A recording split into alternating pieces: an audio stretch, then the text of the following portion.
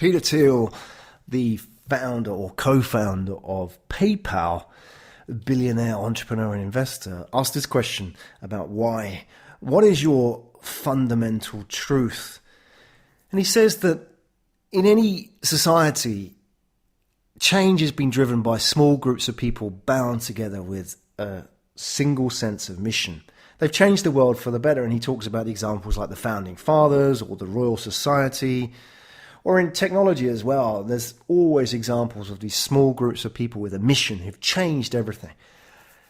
And he's been involved in some of the world's biggest startups, and PayPal's just one. And he thinks big when it comes to startup, but although your startup doesn't have to be a world changer, there's a fundamental truth which holds true.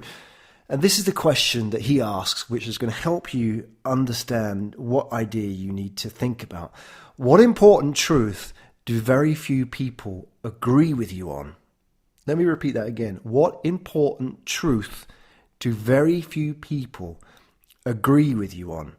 Whenever he's looking for interns or startups or investors, he asks this question. And it's really important. The last part, very few people agree with you on, because you can have an important truth like, I want to make the education system better, or I want to make it easier for people to access government data, or I want to make it safer for cyclists on the road.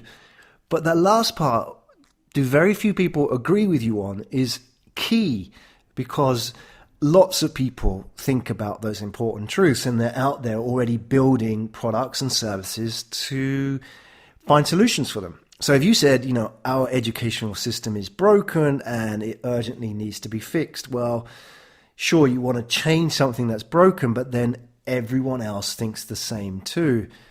So this is a really powerful question that you should be thinking about when understanding what idea you need to focus on. As an example, in 1998, when I came back from living in Tokyo, I was determined to start my own business.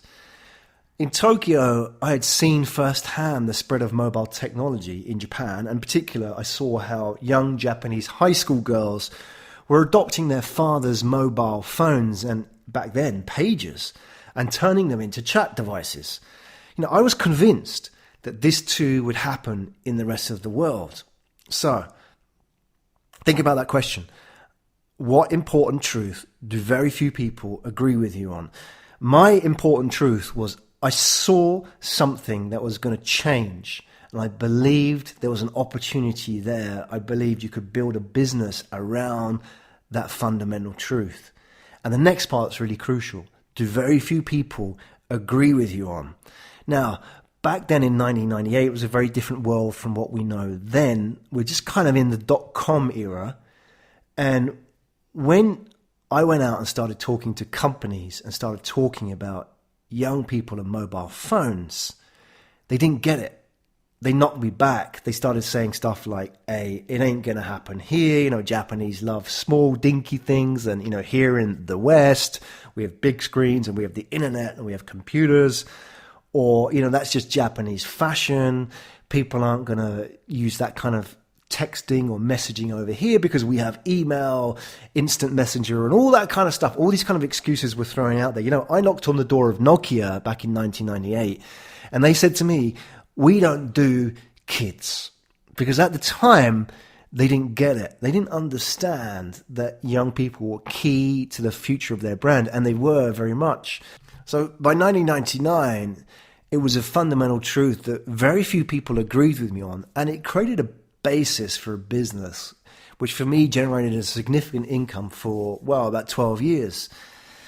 If it was a fundamental truth that everybody agreed with me on, I would have a stack of competition, and I wouldn't be able to create products and services and charge the prices that we could have done, because everybody would have been in there, and the premium that we charge for our services would have ended up becoming a commodity, and we wouldn't have been able to make a business out of it. But because people disagreed with us, we saw an angle that most people didn't see.